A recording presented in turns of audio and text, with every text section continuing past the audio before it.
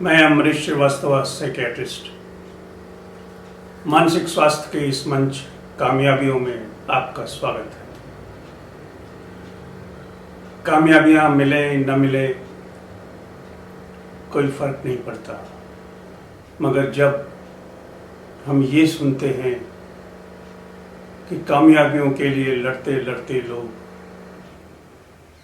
हमारे स्टूडेंट्स, बच्चे अपनी जान दे देते हैं, तो समाज का हर व्यक्ति हिला हुआ रहता है। प्रश्न अनायास शुरू होता है, क्यों? ऐसा क्यों हुआ? मेरे पास करीब 35 वर्ष की एक महिला मिलने आई थी, डिप्रेशन की बीमारी से परेशान थी। मैंने जब उनकी बातें सुनी तो उसके कुछ अंश मैं आपको बता रहा हूँ। 18 साल की उम्र में जब वो हॉस्टल में रहती थी तो एक और लड़की उनके कमरे में उनके रूममेट थे। इम्तिहान के करीब 4 महीने पहले उसने किसी कारणवश अपने आप की जान ली और छोड़कर चली गई। इस महिला के जीवन में इतना उथल पुथल आया कि लगभग 1 साल लग गए उसे उस आघात से निकलने में। पूरा वर्ष खराब हुआ और तभी से उसका डिप्रेशन धीरे धीरे बढ़ता रहा। काफ़ी इलाज हुआ। कहने का तात्पर्य यह है कि जो लोग चले गए वो तो चले गए, मगर हम उनके बारे में सोचें जो उनके साथ रहते थे।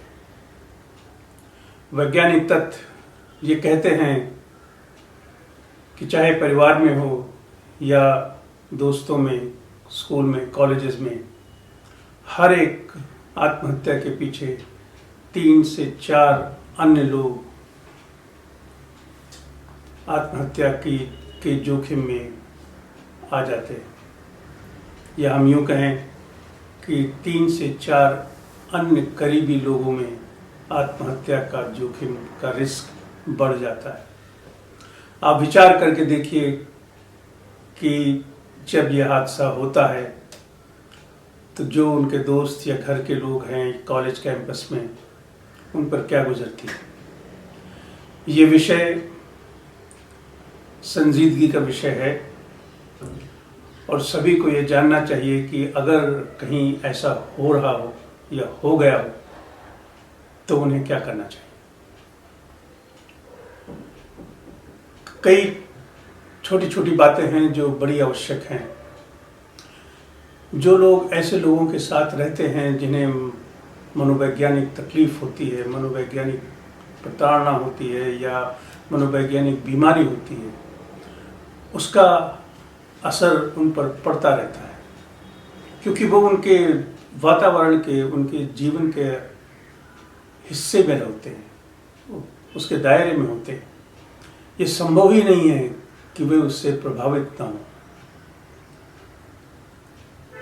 तो पहला कारण तो यह है कि ऐसे व्यक्तियों की कंपनी में रहने से, उनकी देखभाल करने से उनमें भी मानसिक स्वास्थ्य की समस्याएं हल्की हल्की शुरू हो चुकी होती हैं या उनमें इस बात का खतरा ज़्यादा रहता है दूसरों की अपेक्षा। और जब कभी अगर ऐसा भगवान न करे कभी हो जाए तो हमारा पहला कर्तव्य होना चाहिए कि जो सिग्निफिकेंट अदर्स, जो मतलब जो सबसे करीबी आदमी हो भावनात्मक रूप से, उसके जीवन की सुरक्षा कैसे की जाए इसका इंतज़ाम होना चाहिए। सभी को इसका ख्याल रखना चाहिए।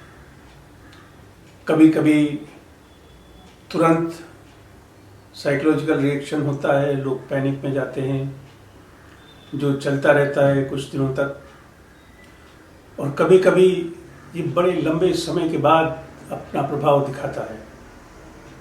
So you can have immediate acute crisis, and you can also have a long-term late onset consequence. Mostly you have acute situation in form of a crisis reaction which resolves gradually but continues over a period of time for its consequences. ऐसा बहुत कम पाया जाता है कि इन लोगों की मदद की जाए. आवश्यकता किस बात की होती है? आवश्यकता होती है इनकी भावनाओं में घुसकर देखने की, क्योंकि सिर्फ इन्हें मालूम होता है कि एक दिन पहले क्या हुआ था, क्या चर्चा हुई थी, क्या हाव भाव थे, क्या कौन किस तरह से मौन हुआ था या बात कर रहा था. जितने सवाल दूसरों के मन में होते हैं उससे कहीं ज़्यादा सवाल इनके मन में होते हैं, मगर इनके पास कोई होता नहीं है जिससे ये बात कर सके और पूछ सके या कह सके कि इनके मन की पीड़ा क्या है, चाहे ये उसे चाहते रहे हों या ना चाहते रहे हों, चाहे ये उनके जीवन के अंग रहे हों या ना रहे हों, मगर भौतिक रूप से ये उनके संसार के हिस्सा थे. तो ये जो लॉस है, ये जो अचानक जो टहनी कट जाती है, वहाँ से जो तकलीफ होती है, उसके बारे में बात करने का अवसर प्रदान करना चाहिए. तो अवसर कौन प्रदान करे?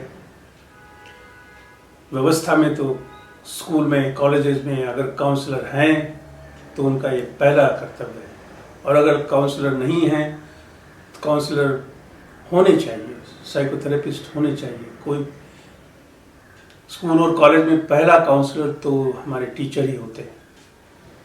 जितने गुरुदेव हैं वही काउंसिल करते हैं, ये उन्हीं का काम है.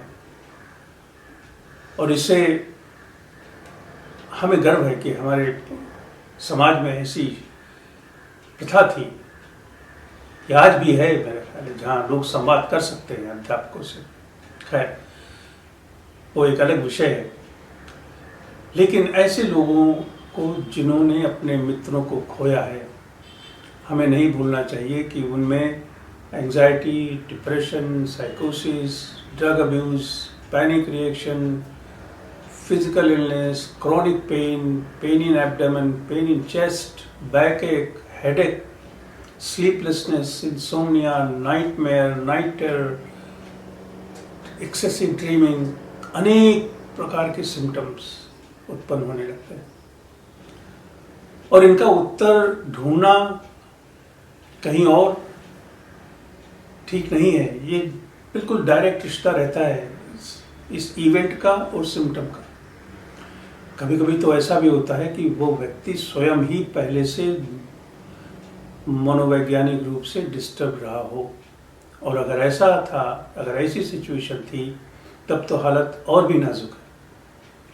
उसे जितनी जल्दी हो सके सहायता दी जानी चाहिए.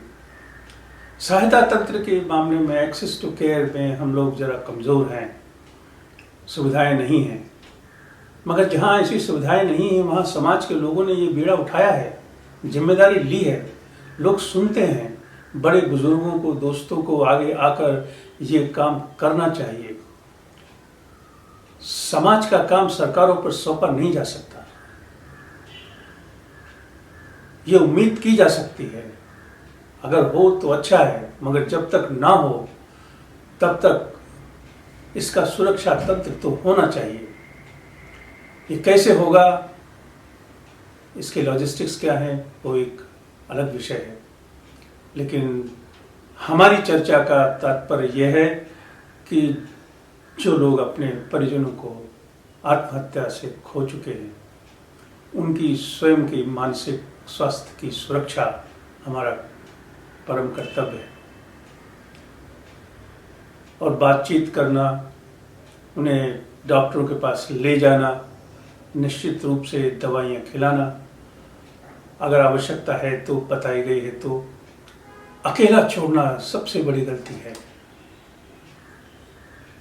क्योंकि अगर उस व्यक्ति का व्यक्तित्व ही विचलित है तो बहुत समस्या हो सकती है। बहुत से लोग इम्पल्सिव होते हैं। आपने अनेक तरह के उदाहरण अखबारों में पढ़े होंगे, देखे होंगे अपने जीवन में। लेकिन मेरी इस संवाद का मकसद सिर्फ इतना है कि आप इस पे सोचें। हमें अपने बच्चों को बताना चाहिए कि उस आदमी की मदद जरूर करें जो तकलीफ में हो। वहाँ समय बर्बाद नहीं होता है, समय का सदुपयोग है। और जहाँ आत्महत्या जैसा प्रकरण हो गया हो, वहाँ जाना, खड़े रहना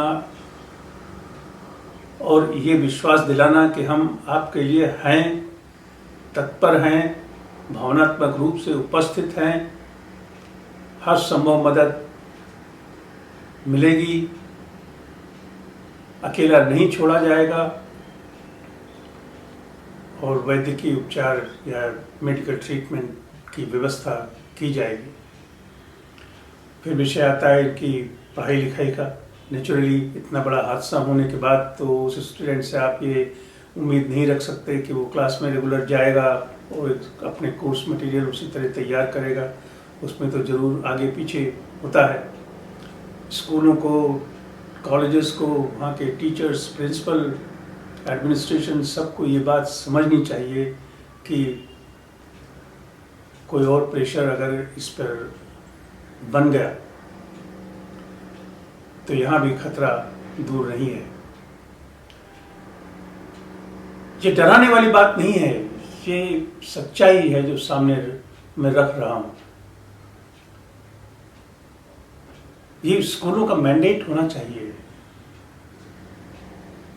कि जहाँ ये हो गया है, जिस क्लासरूम में वो लड़का और लड़की बैठता था वो सीट खाली है, लोग मुड़ मुड़ कर उधर देखते हैं, पूरी क्लास पे असर पड़ता है, पूरा माहौल बदल जाता है। लोग चुप रह के सब कुछ कह देते हैं। हम समझ कर भी ना समझे ये और बात है, मगर क्राई फॉर हेल्प, मदद की तो जरूरत है। इसमें कोई ऐसी बात नहीं कि कोई बहादुर है झेल लेगा, कोई कमजोर है। कोई मन का कमजोर और बहादुर नहीं होता है। समय और धोखा धक्का कितना है और हम उसको कैसे झेल पाएंगे, कैसे ले पाएंगे, ये इसका प्रेडिक्शन पॉसिबल नहीं है। हम अंदाज़ा लगा सकते हैं और अंदाज़ा लगाकर लोग काम करते हैं, मगर हादसे के बाद हादसा ना हो इसका इंतज़ाम करना उन्हीं लोगों का काम है जो उनके रोज़मर्रा के समाज के हिस्से हैं। मुझे उम्मीद है मेरी बात आप तक पहुंची होगी।